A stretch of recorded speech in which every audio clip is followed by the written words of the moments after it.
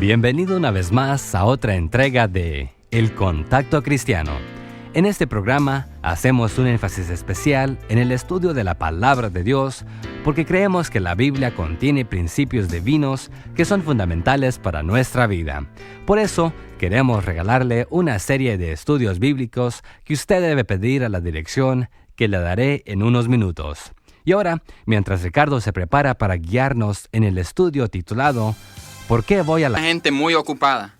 Hay tantas cosas que hacer, lugares donde ir y personas a quienes queremos conocer. Muchas causas dignas toman nuestro tiempo y dinero. Muchas buenas organizaciones quieren inscribirnos en su lista de membresía. En medio de toda esta presión está la iglesia.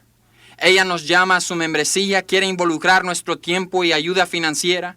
Siendo una gente tan ocupada, tenemos que hacer dos preguntas. Número 1, ¿tiene derecho la iglesia de insistir que nos involucremos con ella? Número 2, ¿necesitamos ser miembros activos de una iglesia que enseña la Biblia? La respuesta a la primera pregunta es sí. La iglesia tiene un mandato de Dios en alcanzar a cada persona en el mundo con el mensaje del Evangelio para llevar a otros a la fe en Cristo Jesús. Ella está bajo la comisión solemne de enseñar las cosas de Dios a cada persona que corresponde en fe al Evangelio. Ella tiene el derecho de pedirnos que estemos involucrados porque Dios pide esto de ella. Pero la segunda pregunta no la podemos contestar con la misma rapidez. Les diré que sí necesitamos estar activos en una iglesia bíblica, pero nos llevará tiempo explicar el por qué. Los próximos 5 estudios vamos a dedicarlas a contestar el por qué. Ahí les daré 5 razones por las cuales necesitamos ser parte de una iglesia que cree y practica la enseñanza de la Biblia. Debemos ser parte de una iglesia bíblica porque Dios nos ha dado un decreto concerniente a un lugar de adoración. Para entender esta verdad tendremos que ir a las Escrituras del Antiguo Testamento. Dios mandó a Israel a construir un santuario al llegar a la tierra de Palestina después de su salida de Egipto. Este santuario debía ser el centro de su vida religiosa. Sobre el monte Sinaí, Dios dijo en Éxodo 25:8 y Éxodo 29:42 al 43, «Y harán un santuario para mí, y habitaré en medio de ellos. Me reuniré con vosotros para hablaros ahí, y el lugar será santificado con mi gloria».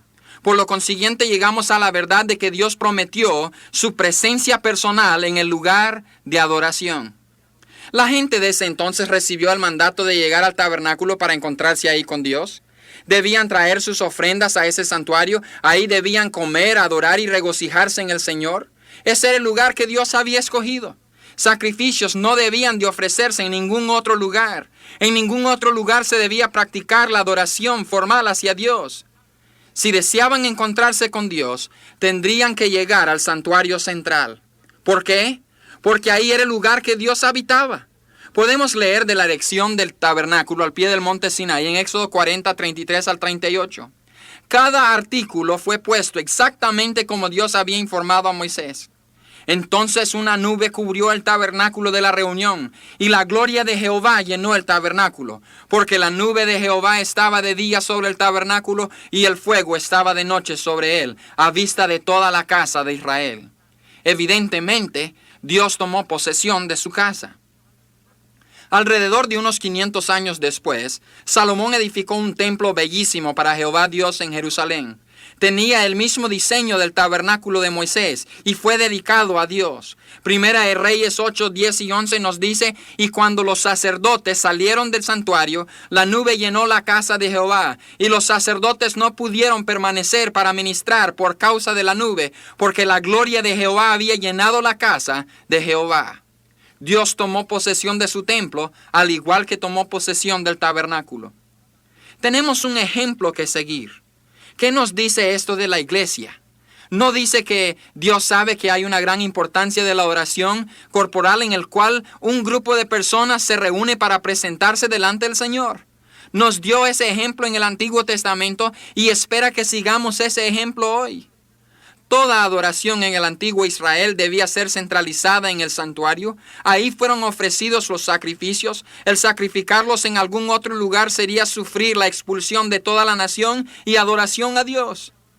Ahí fueron expresadas las alabanzas a Dios. El Salmo 150 nos dice, «Alabad a Dios en su santuario. La casa de Dios hoy es el mejor lugar para ofrecer nuestra alabanza a Dios. Las oraciones eran ofrecidas ahí. El Nuevo Testamento nos habla de ciertas horas en que la gente pobre llegaba a orar al templo en Jerusalén, y cuando no podían asistir al templo, se dirigían hacia el lugar donde el templo estaba situado en Jerusalén para orar. Esa era la costumbre del Antiguo Testamento también. La casa de Dios era un lugar de mayordomía, sabiduría y reverencia. Los diezmos y ofrendas fueron presentados a Dios en ese lugar.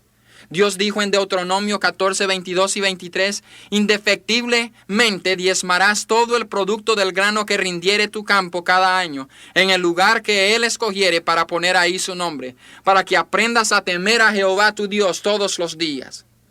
Todas las ofrendas de Dios debían ser presentadas en el lugar que Jehová había escogido. La palabra de Dios fue leída al pueblo de Dios en ese lugar de adoración.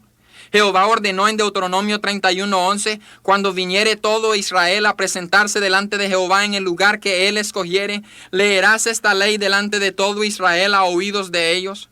Claro está que la ley se podía leer en otros lugares y en diferentes ocasiones, pero el templo fue el lugar asignado por Dios donde el público debía reunirse para recibir la ley de Él. Uno debía mostrar reverencia para el lugar central de adoración. Dios dijo en Levítico 19:30, mis días de reposo guardaréis y mi santuario tendréis en reverencia, yo, Jehová. Eso no significa que adoramos a la casa de Dios, donde el pueblo de Dios se reúne, sino que respetamos el lugar donde Dios se encuentra con su gente debido a la reverencia que tenemos para Él. Por eso es que pensamos que algunas cosas no malas en sí, por ejemplo, los niños corriendo y jugando, no son apropiadas en el lugar donde adoramos a Dios. El respeto que tenemos a la casa de Dios indica el respeto que tenemos para el Dios a quien pertenece la casa. La iglesia es hoy, para los cristianos, lo que el templo y el tabernáculo eran para los judíos de antes. La Biblia nos sugiere que ese es el deseo de Dios. Es nuestro lugar especial donde nos reunimos para adorar a Dios. Es la casa de Dios, porque es ahí donde Él se reúne con su gente de una manera muy especial. Ahí es donde debemos ofrecer nuestras alabanzas y oraciones, nuestros diezmos y ofrendas, y recibir la palabra de Dios para nuestro bienestar espiritual. Debemos respetar la casa de Dios, no porque Dios vive ahí, sino porque ahí es el lugar donde hemos designado para encontrarnos con Dios. Cuando Moisés construyó el tabernáculo al pie del monte Sinaí, la presencia de Dios lo llenó. Cuando Salomón edificó el templo en Jerusalén, la presencia de Dios lo llenó. Cuando Jesucristo estableció su iglesia durante su ministerio personal, la presencia de Dios la llenó en el día del Pentecostés cristiano. La Biblia nos ordena en Hebreos 10:25, no dejando de congregarnos como algunos tienen por costumbre, sino exhortándonos, y tanto más cuando veis que aquel día se acerca. Vamos a orar. Padre, gracias te damos por la lección de hoy. Ayúdanos a comprender la importancia de pertenecer a una iglesia bíblica que practica la sana doctrina. Ayúdanos a reconocer que tú recibes honra y gloria a través de tu iglesia. Llénanos de alegría cuando nos reunimos para adorarte en aquel lugar que hemos edificado para encontrarnos especialmente contigo. Permítenos sentir de una manera muy especial tu presencia al reunirnos con hermanos en la fe. En el nombre de Jesús te lo suplicamos. Amén. Ángeles que cuides, cantan y danzan. Cuando un alma llega al cielo, hay una alabanza. Pero cuando llega al cielo, después de haber muerto, ay, ay, alegría. Cuando un alma llega al cielo, ay, ay, alegría. Imaginémonos a un alma llegando a los cielos, corriendo hacia el trono y gritando: he llegado, he llegado, he llegado, he llegado a los cielos, oh, por fin he llegado.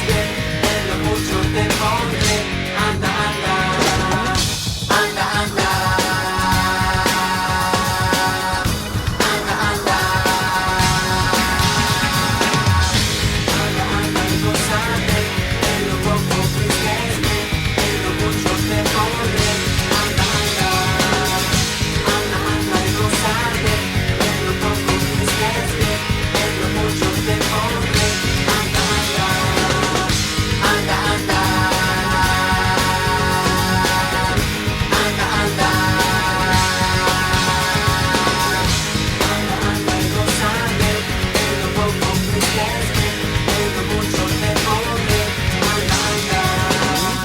Anda y gózate.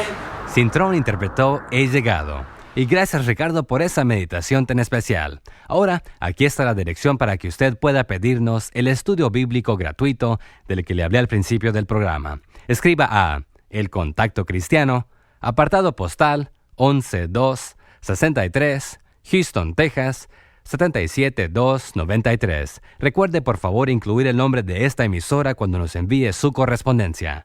Nuevamente, nuestra dirección es El Contacto Cristiano, apartado postal 11263, Houston, Texas, 77293. Esta fue una producción de la Asociación Bautista Misionera de América.